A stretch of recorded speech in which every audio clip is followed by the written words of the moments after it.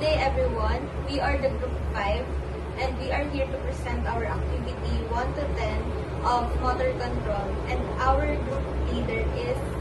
Hi, my name is Chris J. Rio D. Alcones and my number is... My name is Noel Cueto. My name is Faris Enriquez. My name is Manuel Gualder. My name is Gloria Guillermo. And we are the group. Lab exercise number 6. Push button control of motor with green lamp indicator. Problem statement.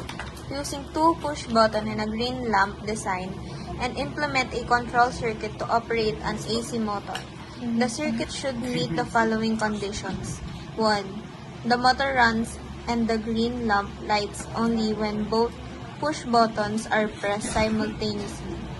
2. If only one push button is pressed, the motor remains off and the lamp remains off. 3. Upon releasing the push buttons, the motor stops and the lamp turns off. 4. Students must create their own wiring design and determine how the push buttons are connected to achieve the required behavior. Explanation. Line 1. Go to normally open start button.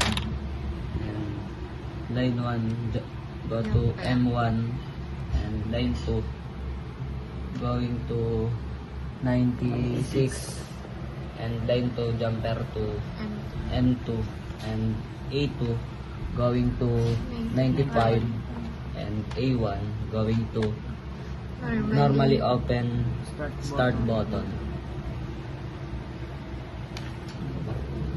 Push button. Normally open start button connected to normally open start button, and the other one normally open start button connected to light green. For manual testing. Yun po. Like, Okay. yung motor. Yung motor T1 and T2 lang. Motor T1 and T2.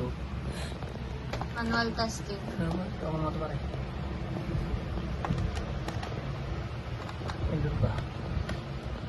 Both press 1. Press button. 1 lang. Isa lang. Isa lang ang i-press mo. No other one. Okay. Sabay mo. Sabay. Okay. For the actual testing.